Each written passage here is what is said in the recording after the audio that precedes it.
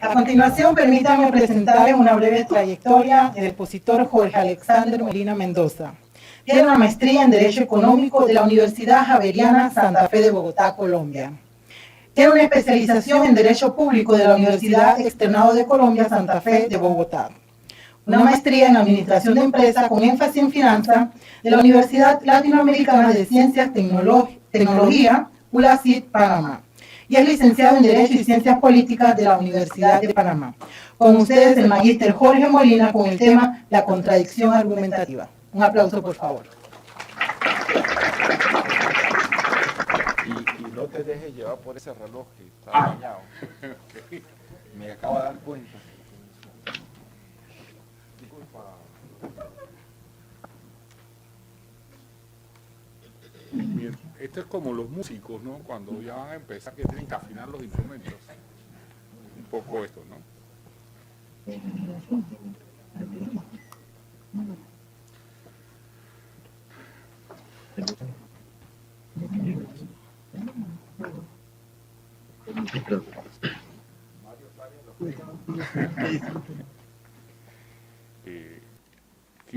Sin saberlo,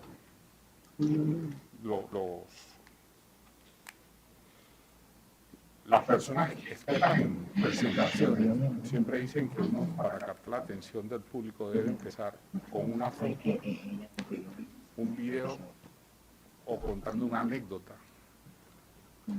Yo voy a tomar lo último. Y es que, sin saberlo, el procurador trajo a mi mente un recuerdo que pocas personas saben de mi vida. Cuando yo nací, meses antes, el primer cosmonauta ruso había orbitado la Tierra, Yuri Gagarin, pero se llamaba Yuri Gagarin Alexander. Y mi papá quería llamarme Gagarin Molina.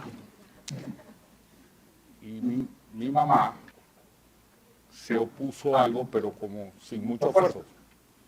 Y mi abuela dijo, por parte de madre, dijo, con muy buen tino, sobre mi cadáver: ¿cómo le vamos a poner Gagarin al niño?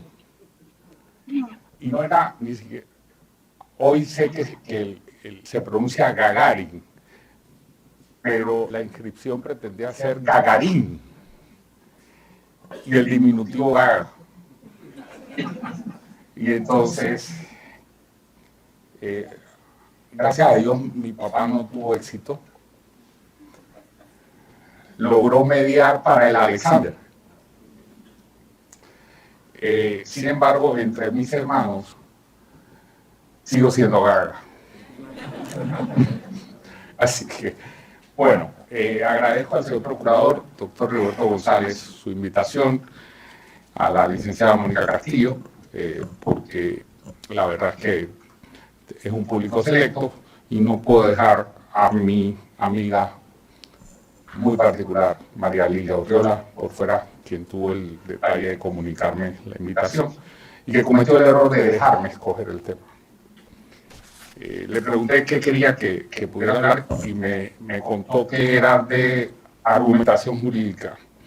Y el problema de hablar de la argumentación jurídica es que es tan vasta, compleja, densa, que al final del camino cualquiera puede pararse aquí y hablar por horas y no decir nada o decir mucho.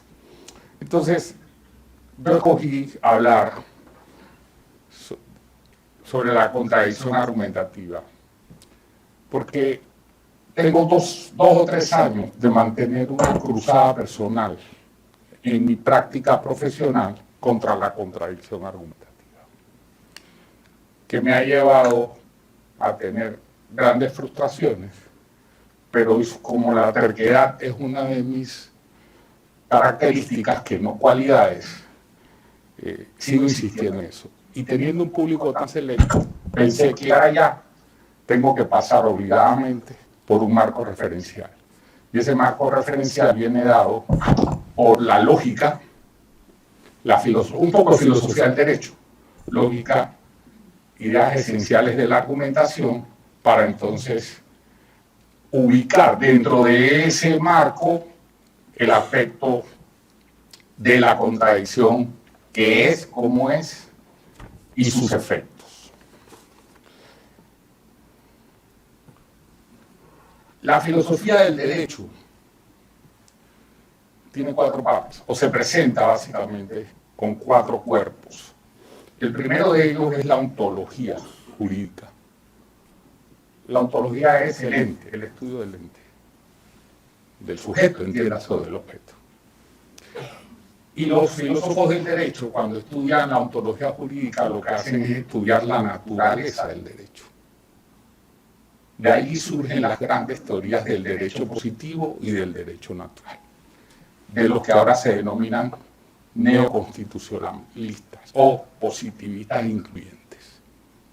Entonces, la primera, que no necesariamente hay un orden jerárquico, pero la primera manifestación de la filosofía jurídica que nosotros conocemos desde el día 1 que entramos a la Facultad de Derecho es ¿qué es el derecho? Eso es lo primero que nos enseñan en clases. Entonces, ese es un aspecto de ontología jurídica. El segundo aspecto de la filosofía jurídica es la deontología jurídica. La deontología es la ciencia de los deberes. Entonces, aquí los juristas, los filósofos jurídicos, los jusfilosofistas o filósofos jurídicos, son los que proponen el contenido de lo que es la norma jurídica o de lo que debe ser la norma jurídica. La ontología jurídica toma muchísima conciencia a partir de la Segunda Guerra Mundial y a partir de lo que se llama la fórmula raburkiana. Si ustedes recordarán que durante el gobierno nazi existían normas de eugenesia, o existían normas pues, que por el hecho de ser judío ya estabas condenado a muerte o a trabajo forzoso. Entonces, la excusa de los juristas alemanes es que eso es la ley, eso es el derecho. De ahí entonces comienzan a preguntarse, pero es que el derecho debe servir a la justicia, con otros derivados, libertad e igualdad. Y de ahí Radbruch, en relativismo y derecho, quien se quedó en Alemania, no salió, se mantuvo dando clases,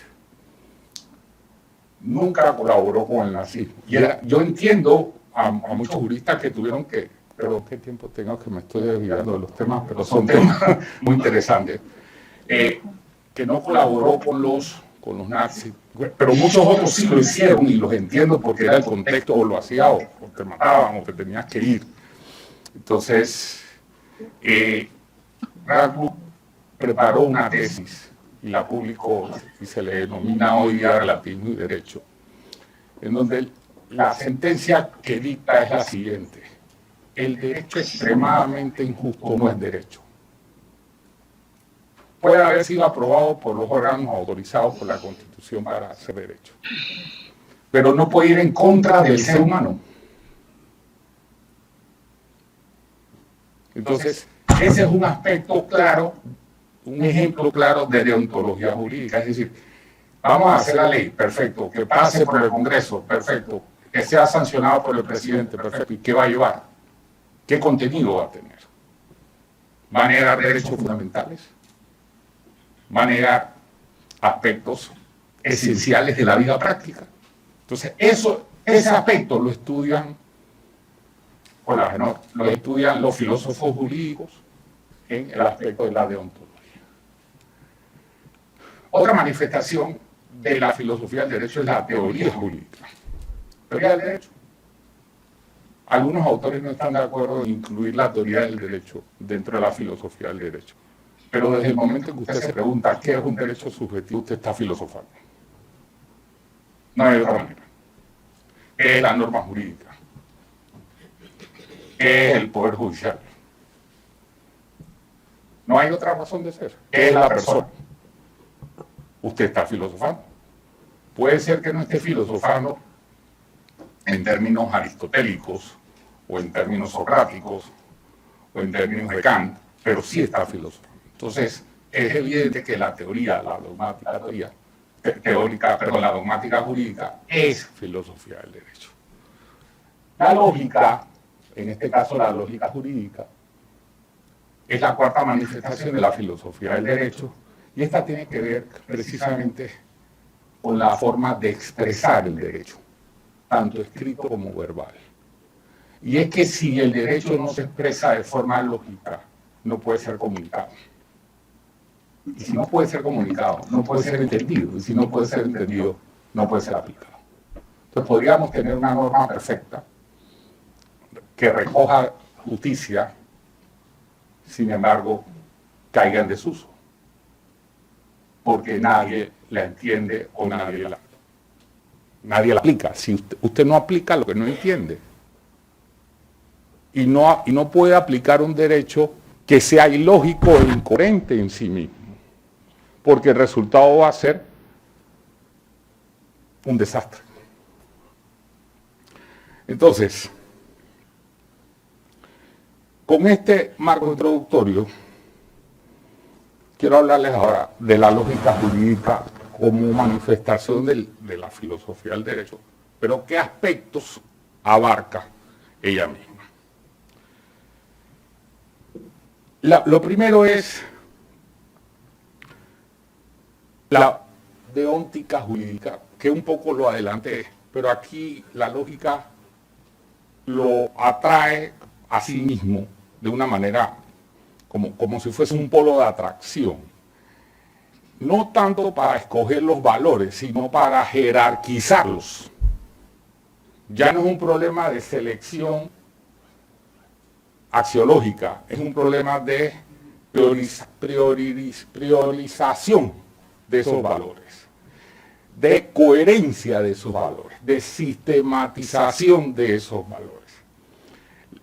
En cambio, la lógica de los sistemas normativos, que es la segunda manifestación de esa filosofía, de la lógica jurídica, guarda relación precisamente con lo que Kelsen nos proveyó a nosotros.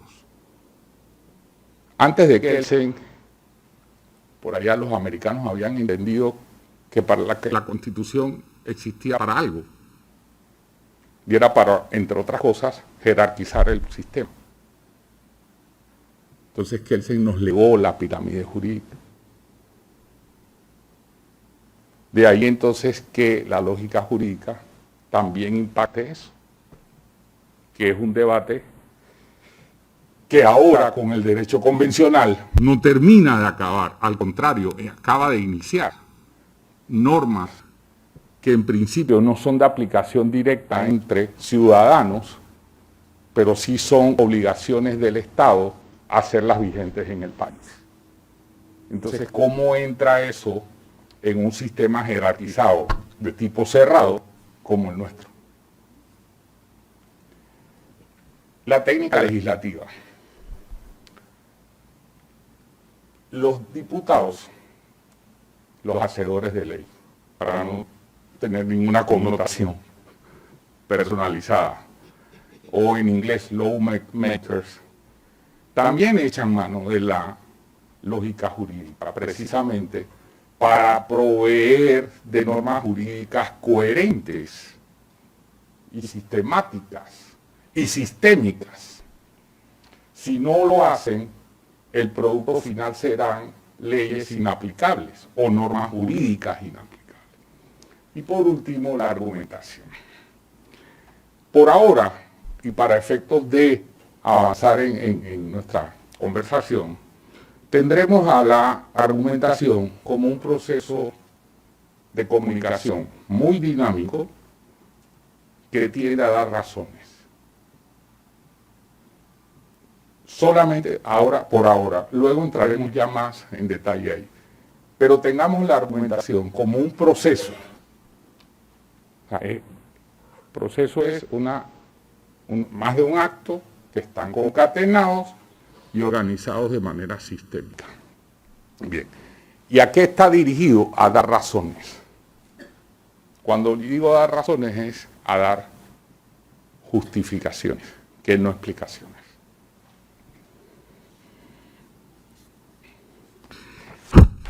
Como la argumentación, acabamos de ver, se deriva de la lógica, pues a la argumentación le aplican las leyes de la lógica. Y las leyes de la lógica tienen, hay varias, pero hay tres fundamentales. Lo he hecho como un semáforo para tratar de, uno, llamar su atención y dos, como que tenía algo de tiempo y me puse a jugar con los colores. Fíjense. La ley de identidad, la ley del tercero excluido y la ley de la no contradicción. Esto es absoluto, no hay relativismo. Esto se aplica cada vez que usted tiene un pensamiento lógico, o debe aplicarse. Y asimismo se debe manifestar en cada acto o actuación argumentativa. Son fáciles. Identidad, tercero excluido, no excluido, perdón, tercero excluido y no contradicción. Se aplican de forma obligatoria, no hay excepciones. Hay una escuela ahora sobre todo con la no contradicción, que está hablando de incompatibilidades. Me acuerdo ahora que el procurador estaba hablando hace un momento, que dice, no confundamos la no contradicción con incompatibilidades, son cosas diferentes. Pero ahorita lo vamos a ver. Entonces, el principio de identidad es muy sencillo. Y es la base de la lógica en todos sus sentidos. A es A. Es una definición. Yo no sé si ustedes han visto algún contrato redactado por abogados anglosajones. Bueno, también los nuestros, ¿no? Cuando usted un contrato de promesa compraventa, usted pone fulano de tal, promitente vendedor. Usted está definiendo al promitente vendedor. Eso es la identidad. Usted después no puede cambiarle el nombre. Es la misma persona. Cada vez que usted habla del promitente vendedor, está hablando de el que está firmando como promitente vendedor. Esa es la identidad. En cambio, el tercero excluido es una selección, o consiste en una selección, de dos alternativas, pero que no permite recurrir a una tercera alternativa. A es A o A es B. Una de las dos es falsa. Pero no permite traer a un tercero. Dice, no es ni A ni B, es C, nos equivocamos. No. Pedro mató o no mató. Escojamos. La proposición será cierta o falsa, pero no implica traer a alguien más o traer otra proposición o enunciado que la modifique. Y veamos ahora a la invitada especial, que es la contradicción. Fíjense que la figura que utilicé es una figura continua, no se separa, porque la contradicción es afirmar y negar una cosa a la vez. Sí fui, sí, yo fui, no, yo no fui. Entonces la contradicción es negar, aceptar o afirmar mejor algo y negarlo al mismo tiempo. Entonces, eso está desterrado de la lógica y en términos absolutos. ¿Cómo está de acuerdo? Pero en términos absolutos, eso no cabe en la posibilidad ni en el pensamiento, no solo de ninguno de los autores, sino incluso en el lenguaje diario y corriente. Los que tengan hijos en edad adolescente lo viven todos los días. Sí, yo voy con mi amiga. No, yo no voy con mi amiga. Pero ella es tu amiga. Bueno, sí, es mi amiga. No, pero no, yo no sé. Pero por favor, decídete. O es o no es. Oye, yo estoy viendo mucho a ese muchacho por aquí. Sí, somos amigos. ¿Ustedes son novios? No somos novios. Pero es que yo veo que él se pasa mucho tiempo aquí. Sí, porque somos amigos. ¿Pero es tu novio? No, papi, no es mi novio. Oye, yo te vi besándote con él. Él es mi amigo, papi. O es tu novio o no es tu novio. Entonces, ese es un ejemplo muy cándido de tratar de dialogar a través de una contradicción. O sea, se niega y se afirma sobre una misma proposición o un enunciado, o sea, sobre una afirmación o sobre un evento a la vez. Entonces, ahora quiero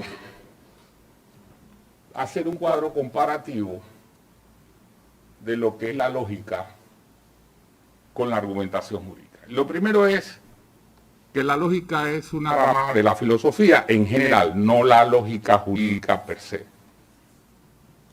que lo que hace es proveer métodos.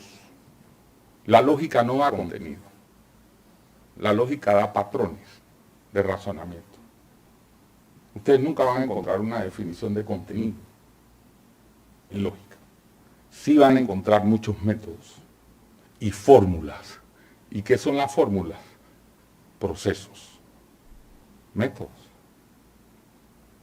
Entonces, realmente lo que hace la lógica es darnos herramientas para ordenar nuestras ideas. ¿Ordenarlas para qué? 1, expresarnos. 2, persuadir. 3, razonar jurídicamente. 4, justificar decisiones judiciales. Aquí hago entonces el primer énfasis. La argumentación jurídica tiene como finalidad la justificación de decisiones judiciales.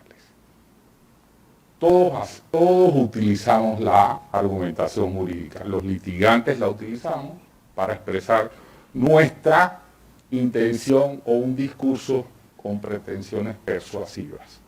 No, señor juez, el demandante carece de razón por esta razón, por estas circunstancias o por estos hechos.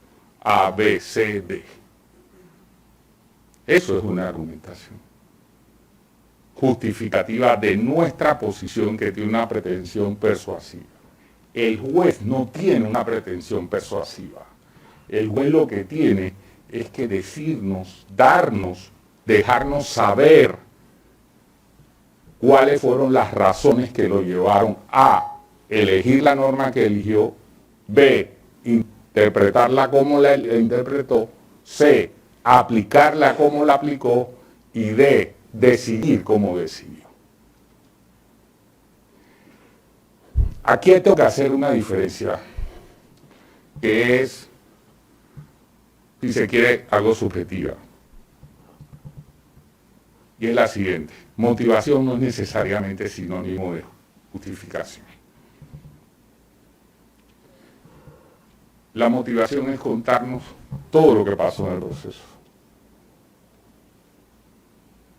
O, si acaso, decirnos por qué decide y cómo decide. Pero la motivación será sinónimo de justificación solo y solamente cuando explica esas 4 cosas. ¿Por qué escogió la norma? ¿Por qué la interpretó así? ¿Por qué la aplicó así? ¿Y por qué decidió así? No es que la motivación esté incompleta, no son necesariamente sinónimos ni símiles. No es lo mismo excusar que justificar.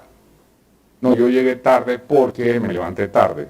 Eso es la explicación de por qué usted está tarde. Eso no significa que usted está justificado. No, yo llegué tarde porque hubo un cierre de calles que no me permitió llegar. Entonces usted me está justificando. Encuentro una razón, algo lógica, coherente. Así las cosas, entonces. Las características de la argumentación jurídica, es decir, aquellos elementos por los cuales pueden ser conocidas o que están presentes en ella siempre. Primero, implica siempre un lenguaje de comunicación, pero lógicos. Siempre, la argumentación no se hace corporalmente. No. Aquí el lenguaje corporal podrá ser importante en el contexto, pero aquí no es relevante. Aquí es relevante lo que se diga. Lo que se diga dirigido al otro, porque en la argumentación jurídica se presupone que hay un elemento relacional. Es decir, usted siempre va a argumentar ante un auditorio. El auditorio puede ser difuso o puede ser concreto. Robert Alexi argumenta en la teoría de la argumentación jurídica frente a un auditorio difuso. Es decir, cualquiera que lee su libro. En cambio, si usted está en un litigio, usted está argumentando frente al juez y frente a la contraparte. Entonces es definir, pero siempre va a ser relacional. En otras palabras, no es un soliloquio, es un diálogo. La argumentación siempre será dialéctica. De ahí entonces que cuando usted argumente, la contraparte contraargumenta. Usted afirma, la contraparte refuta. Siempre estará sujeta a un problema. ¿Cuál es el problema? En un caso concreto, el choque entre pretensión y defensa. Alguien tendrá, iba a decir la razón, alguien estará más cerca del contenido de la norma. Porque al final del camino, a estas alturas es claro que los procesos judiciales, por más que querramos, no tienen como fin administrar justicia, sino resolver casos. Recuerden que toda norma jurídica tiene como pretensión un componente de justicia, que Alexi le llama la pretensión de corrección. Sin embargo, esa pretensión de corrección o pretensión de ser justa no necesariamente se cumple. Es una presunción. Y es una presunción iuris tantum porque evidentemente hay normas injustas que son injustas para llegar a un resultado relativamente justo. El caso del derecho laboral, el caso del derecho del consumidor, que personas en principio puestas en el mismo plano de igualdad son jurídicamente convertidas en desiguales para protección de uno de ellos. Entonces, la pretensión de justicia sigue siendo un valor de la norma jurídica del derecho. Pero al final, la sentencia es un asunto de conveniencias.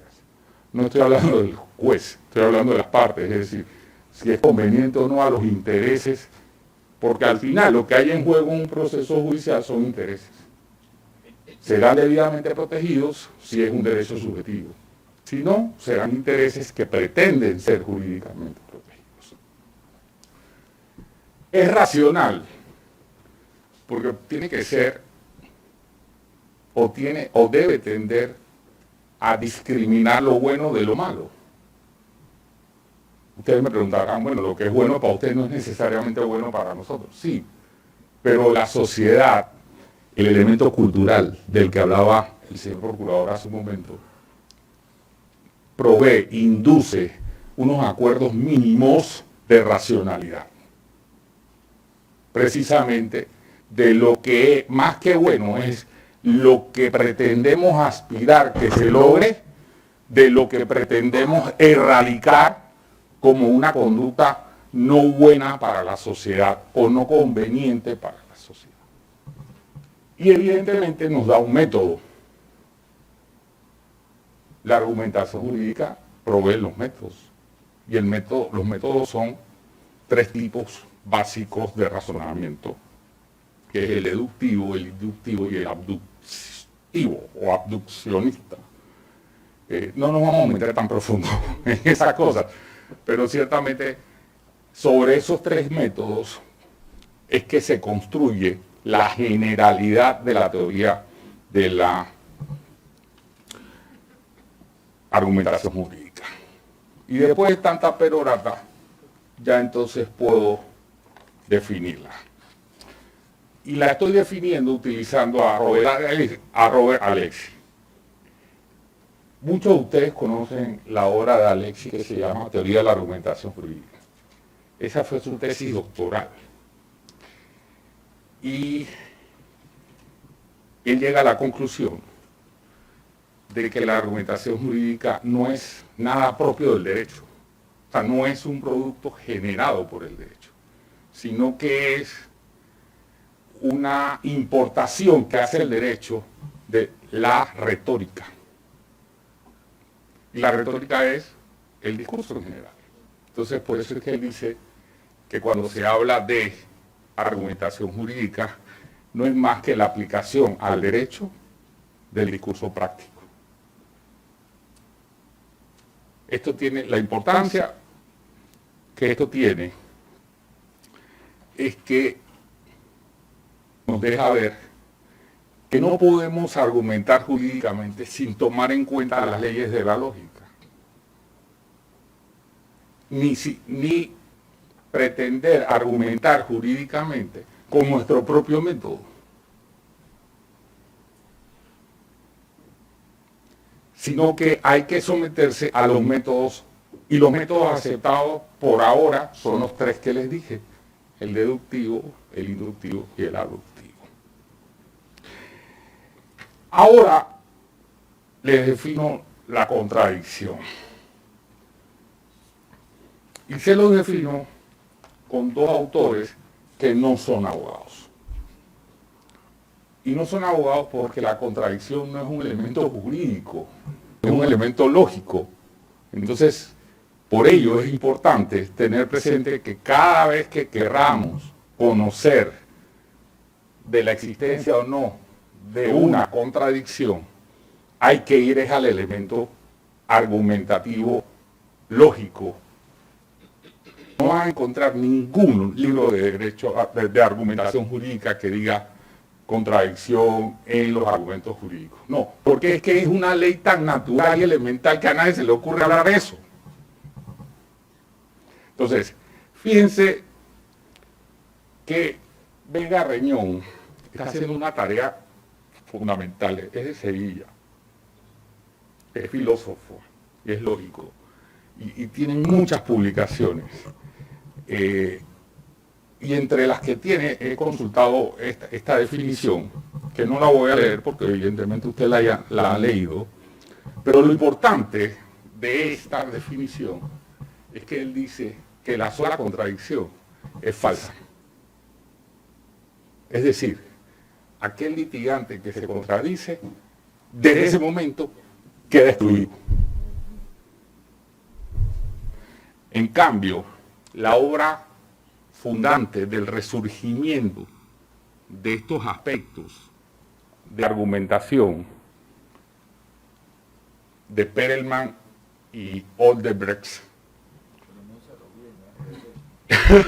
Sí, no es Odebrecht.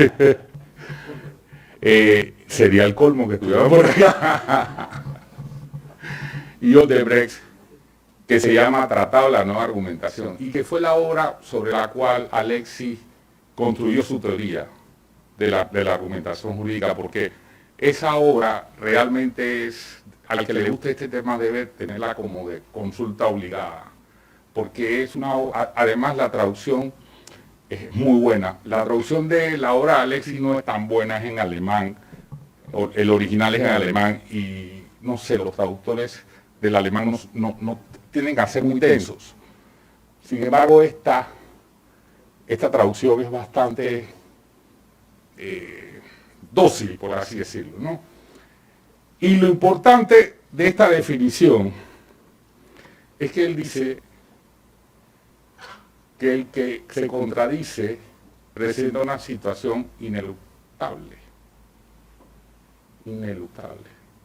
Ineluctable es que no se puede resistir, contra lo que no se puede luchar. Por eso es que él llega a la conclusión de que aquel que incurre en una contradicción incurre en un absurdo.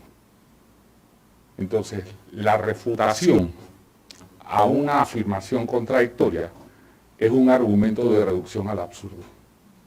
Al final, en términos argumentativos, incurrir en una contradicción, me dijo que yo le estaba faltando el respeto. Y le dije, ¿por qué? Me dice, usted me ha dicho que yo dije un argumento falaz. Usted me está llamando mentiroso. Y yo eso no se lo voy a permitir. Le dije, déjeme explicarle. Primero, me disculpo si lo ofendí.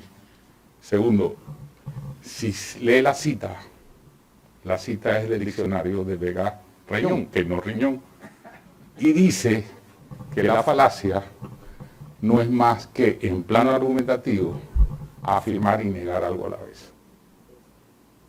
Yo no estoy diciendo a usted mendaz. Presentó un escrito pidiéndole al juez que tachara la palabra.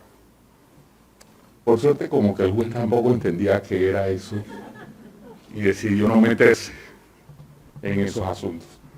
Pero si van a usar la palabra falacia,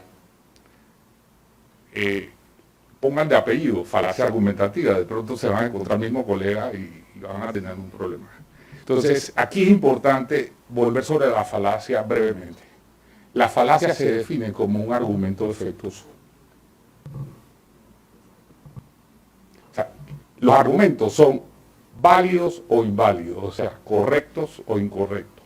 No son ciertos ni falsos, o sea, no es verdad ni es mentira. ¿Y por qué? Porque es un método. Entonces el método se aplica o válidamente o inválidamente. Lo que será verdad o será mentira es el contenido que le insertemos en cada una de sus partes. Y la contradicción, su prohibición, tiene tanta, pero tanta importancia. Y aquí lo que hice fue, para dar fidelidad, copiar a Alexis. Esto es de la obra de Alexis. Y miren la primera regla que pone Alexis. Ningún hablante puede contradecirse. Yo he estado en conversaciones con colegas de otros países y en algún momento les pregunto, oye, ¿cómo son los diálogos allá y tal? Y la contradicción me ha ido regular. En algunos me dicen, no, ahí no se habla de nada de eso. En otros me han dicho, no, eso es... Los americanos me han dicho, no. Ante un juez norteamericano tú no te puedes contradecir. Si te contradices, pierdes el caso. No es que te equivoques, es que mantengas posiciones contradictorias. Dice, no, eso, de hecho, te regañan. En el derecho continental somos más laxos frente a eso. Entonces, con esto, hasta aquí, he pretendido convencerlos de que la contradicción es un anatema. Es decir, es hacer el ridículo, en términos argumentativos, evidentemente. Veamos ahora cómo se argumenta en la práctica. Y esto es importante porque en la argumentación es donde incurrimos en la contradicción. La argumentación de decisiones judiciales tiene dos componentes. Ya dijimos que es el proceso o el mecanismo por el cual el juez da razones que son justificaciones a sus decisiones. Okay. Esa argumentación tiene dos componentes. Una justificación interna y una justificación externa. Veamos la interna primero. La interna consiste en la aplicación del silogismo deductivo o clásico. Premisa mayor, premisa menor y la conclusión. Eso no parece complicado. No parece complicado cuando lo exponemos aquí. Pero en un caso concreto, eso hay que llenarlo. Y para llenarlo no es tan fácil, Por ejemplo, si el juez escoge la norma, ya escogió, miren la importancia, ya escogió la premisa mayor. La premisa mayor, ahora les explicaré qué es. Por ahora, créanme, como un acto de fe. La premisa mayor siempre será la ley, la norma jurídica. Luego, el juez debe reducir eso al caso concreto y o insertar los hechos en esa norma jurídica para extraer una consecuencia. Entonces, al insertar los hechos, el juez provoca la premisa menor. Y luego hace una inferencia. Inferir es deducir, es extraer, concluir, derivar, obtener también una idea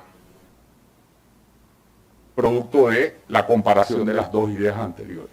Las premisas, el silogismo puede ser muy sencillo, este es el más sencillo que hay, como puede ser sumamente complejo. El más complejo puede tener n cantidad de premisas. Pero ante cada norma jurídica que el juez considere en el proceso, debe realizar el mismo examen. Cuando él completa eso y obtiene su conclusión, puede ser que la decisión haya sido desacertada, pero si logísticamente correcta. ¿Cómo es eso? Ahí viene la justificación externa.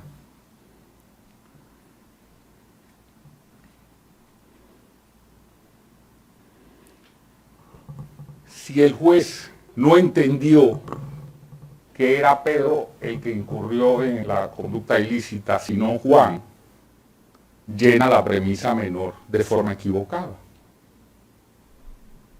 Entonces, colige bien, deduce bien, aplica el método correctamente, pero la decisión es inválida, o es mala, o es incorrecta. Porque la justificación externa opera precisamente sobre las premisas. Nuevamente, ¿por qué escogió la norma? ¿Qué lo llevó a convencerse de que los hechos, de que esas evidencias, recuerden que los jueces trabajan por convencimiento. Los jueces no estuvieron cuando sucedieron los hechos. Ante los jueces hay que reconstruir lo sucedido. Entonces el juez lo que tiene es una verosimilitud de lo que sucedió. Y él escogerá qué lo convence más de otro. Y allí entran muchísimas cosas. Por ejemplo, yo siempre a los clientes que hemos atendido, que son aseguradores, le digo, esto no es peyorativo, le digo, oye, el juez es asegurado, no es asegurador. ¿Qué quiere decir eso? Que te van a enjuiciar con ojos de asegurado. No van a entender necesariamente las razones técnicas, jurídicas que tú estás esbozando. ¿Eso se puede desterrar? No. ¿Eso es malo? No sé. ¿Que no es deseable? No lo es. Pero si pudiéramos quitar los prejuicios del intelecto del juez, tendríamos un juez de inteligencia artificial. Por ahora no creo que sea posible. Pero esa es una realidad. Entonces, por eso cobra mucho más sentido, mucho más valor que el juez me explique por qué fue la norma, por qué esa prueba lo convenció, cómo aplicó la norma y cómo obtuvo, cuál fue la relación de inferencia, no infidencia, infidencia es contar bochinche. Inferencia, es decir, cómo deduje, cómo llegué allá. Y la inferencia, lo vamos a ver ahorita, pero debo decirlo ya, es necesariamente una relación de causa-efecto, una consecuencialidad. Por lo tanto, tiene que ser idónea.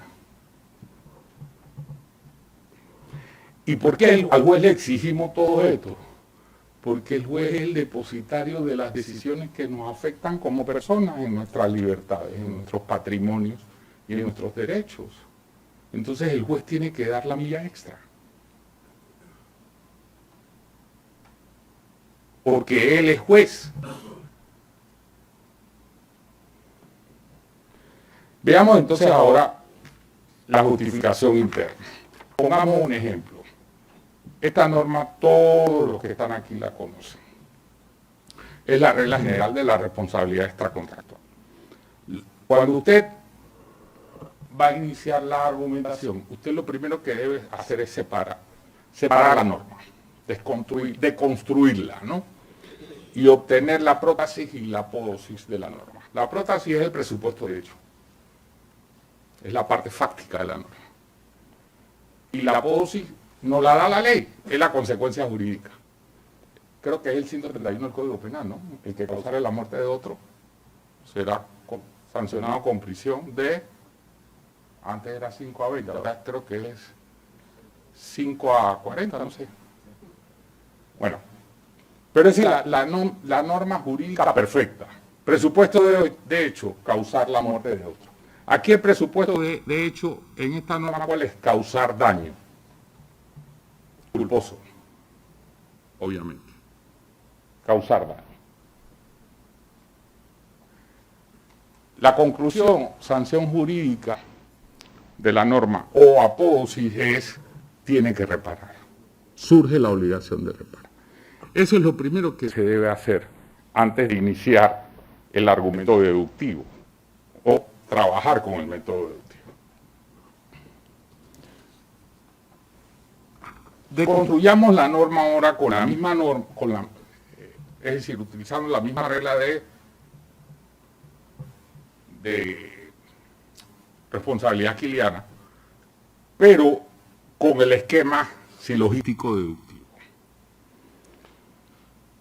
La premisa mayor sería el que daña, repara. Esa es la norma jurídica. La premisa mayor es Jorge dañó a María. María es una de mis hijas, mi hija mayor. Y María es mi amiga María. Es la premisa mayor. Perdón, menor. Jorge tiene que reparar a María. Parece sencillo. Pero en un proceso usted tiene que demostrar que yo, Jorge, dañé a María. ¿Cómo se demuestra eso? Todos los medios probatorios. Pero Jorge tiene derecho a defenderse de María. Y es en este lugar donde germina la contradicción, como lugar natural. Los jueces también incurren en contradicción, porque pudiera ser que el juez me aplica esto y me dice, al final, no hay derecho a reparar porque Jorge le prestó a María el carro y por tanto, o María le prestó a Jorge el carro y por tanto es una responsabilidad contractual. Alguien no hizo bien el método, el silogismo. Alguien por ahí no dedujo bien. Sin embargo, desde la perspectiva del litigante, y el auditorio, estas palabras yo las enfoqué desde la perspectiva del litigante, primero porque es lo que hago y segundo porque la mayoría de lo que ustedes hacen como abogados del Estado. Ojo, que es aquí, en la premisa menor, donde se incurre de forma recurrente en las contradicciones. Entonces, aquí les quiero explicar cómo diferenciamos la premisa mayor de la menor. Antes dije, como dogma de fe, que la premisa mayor me la da la ley. Este método no es nuevo, tiene 2500 años. Se le atribuye a Aristóteles, poco más, poco menos. Probablemente Aristóteles lo tomó de los presocráticos y de Platón, pero no le dio derecho a autor, por lo menos. Entonces, hoy día se le reconoce a Aristóteles esto.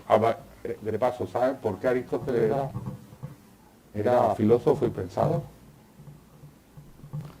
Porque tenía esclavos. Tenía tiempo para pensar, no tenía que trabajar. Entonces, eso parece un chiste, es un chiste, pero realmente es una verdad. Entonces, la premisa mayor es el predicado de la oración que constituye la conclusión. Y la premisa menor es el sujeto. Fíjense, el que daña repara. Jorge dañó a María. La conclusión es Jorge tiene que reparar a María. El sujeto es Jorge y el predicado es reparar. Predicar es lo que se dice del sujeto. Repare. Ese predicado siempre va a estar en la premisa mayor. Y la premisa mayor es la que me da la ley.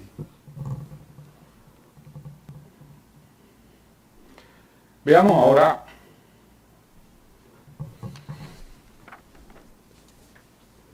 seguimos con la justificación interna, pero vamos a hacer un ejercicio de contradicción. Esto es el ideal, esto es el silogismo deductivo clásico que está en la ley. Aplico la norma jurídica, el juez la selecciona. Los hechos me lo dan las partes. Hago una actividad de inferencia, que es una relación de causalidad entre premisa mayor y premisa menor para obtener la conclusión. Esa inferencia me lleva a obtener la conclusión. Pero la parte resolutiva dice, el que daña es Jorge, el que no daña es Jorge.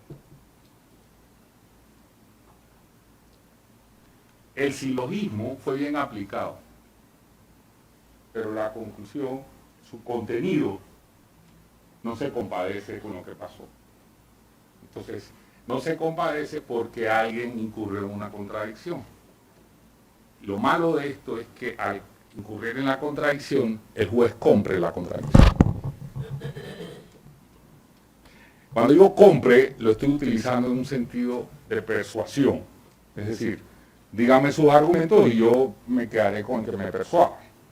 Entonces, imagínense un demandado, imaginemos un demandado en un contrato de préstamo.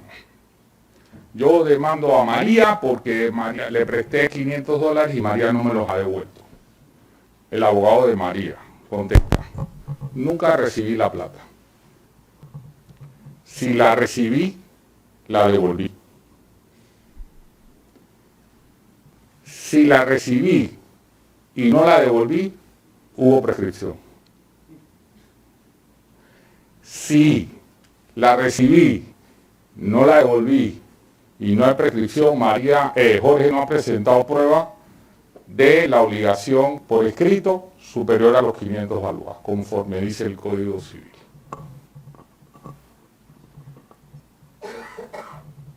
¿Qué hacemos con eso? ¿Qué hace el juez aquí? No hay ninguna ley que diga, oye, Robert Alexis dice que la contradicción está prohibida. ¿Qué espero yo del juez? Racionalidad. Es lo único que le pido. Y esa racionalidad es, oiga, usted está entrando en muchas contradicciones, por lo tanto usted, yo no le creo. Ese es el efecto práctico de la contradicción, perder credibilidad. Juez, yo juez, no le creo, usted se está contradiciendo.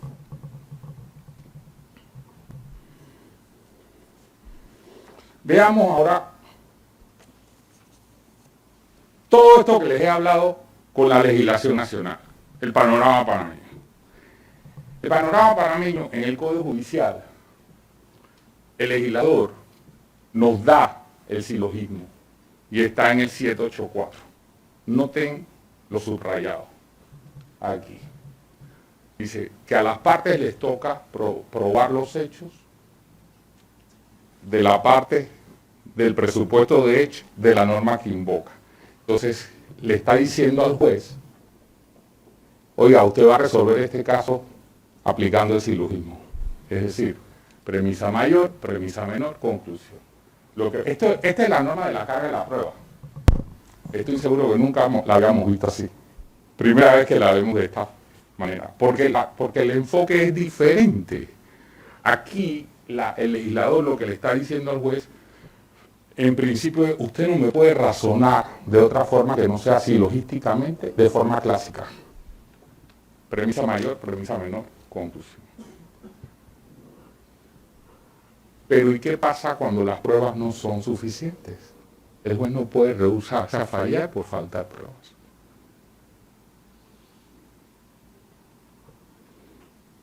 ¿Será que si el juez dice,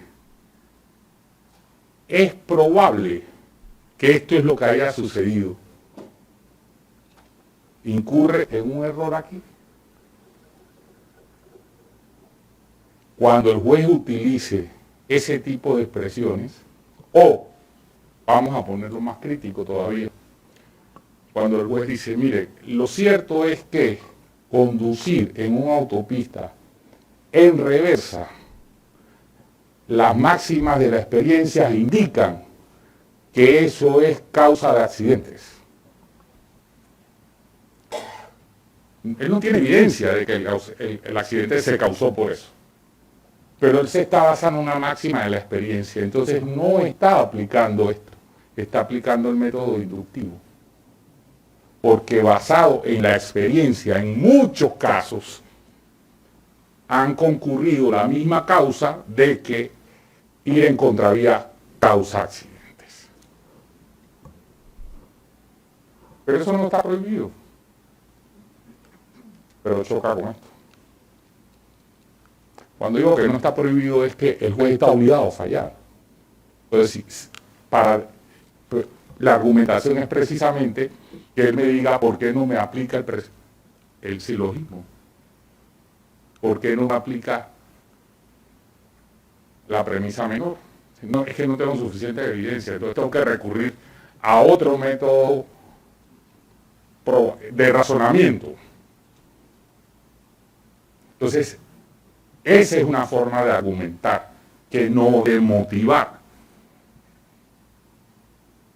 No sé si estoy logrando transmitirle la importancia de la argumentación jurídica a través de una argumentación defectuosa. No solo se cometen errores, se administran fallos injustos.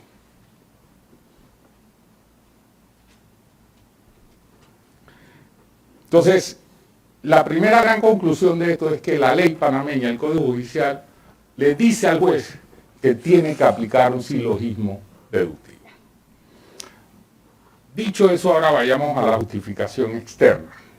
Entonces, quedamos en que la justificación interna de la sentencia es la aplicación silogística de la decisión.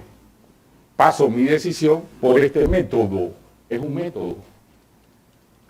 No es un invento. Es un método. El juez lo llena de contenido.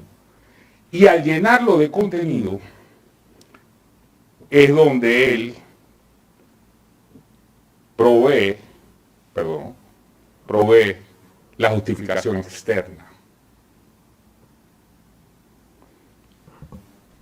El juez tiene esto, el método, y tiene los datos.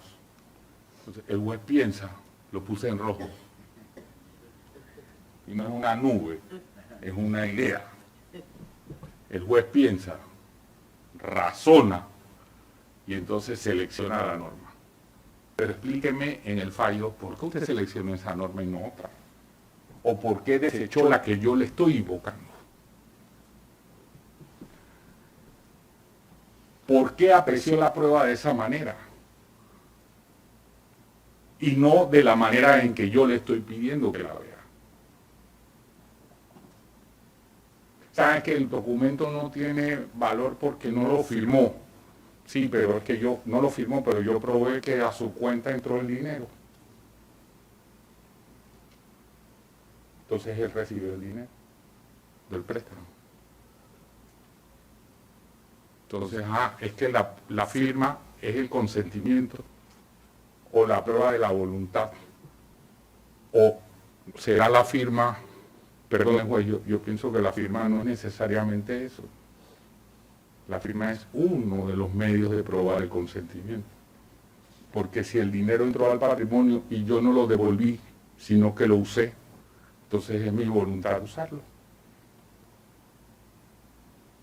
¿Me siguen? Entonces ahí la interpretación de los hechos, eso es la apreciación de la prueba. Y por último, ¿por qué razón usted está convencido de esta conclusión? ¿Qué lo lleva a usted a llegar allí? Aquí también hay margen para contradicciones. Si este contenido no está bien, esto no va a estar mejor.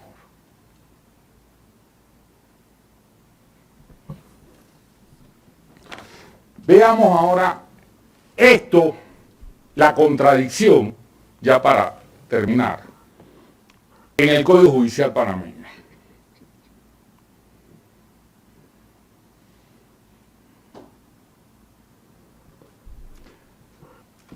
Se permiten pretensiones, se prohíben las pretensiones que no se excluyan, que dice, se pueden acumular las pretensiones que no se excluyan entre sí, salvo que se propongan como principales y subsidiarias.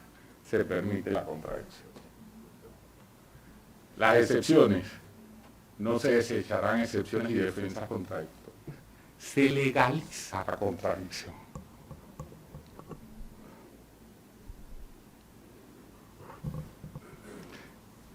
La contradicción en Panamá está legalizada. Y eso, y ya con esto termino, ¿eso a qué nos lleva? Eso nos lleva a que no haya procesos sencillos. Porque es que la discusión, en lugar de ser flaca, se hace ancha. Nuevamente, nunca recibí el dinero, si lo recibí lo devolví, si no prescribió, si no, ¿dónde está la prueba? Entonces, como las excepciones en un proceso ordinario se pueden presentar en la contestación, en los alegatos y en los recursos y en el recurso de apelación, yo puedo contradecirme 3 veces.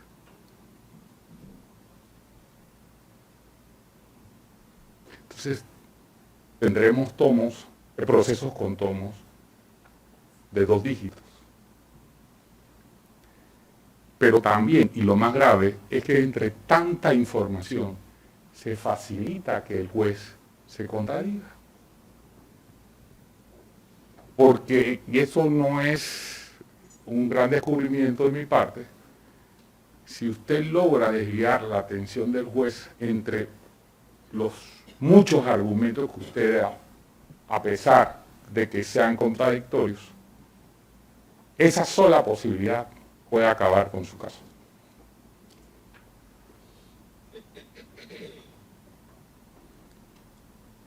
Entonces, con esto termino. Espero haberles transmitido mi odio hacia la contradicción. Yo no odio a nadie, a la contradicción la odio.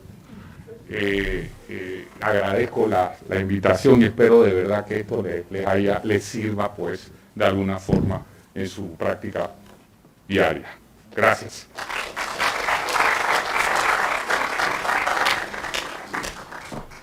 Agradecemos al magíster Jorge Molina por su exposición. ¿Alguien tiene alguna pregunta, alguna consulta?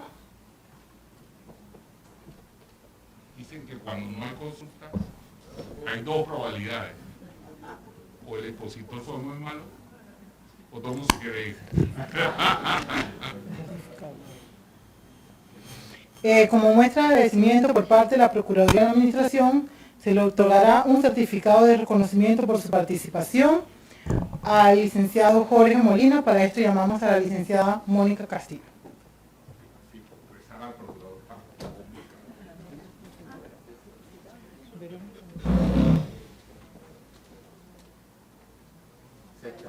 Sí, puede bajar, licenciado.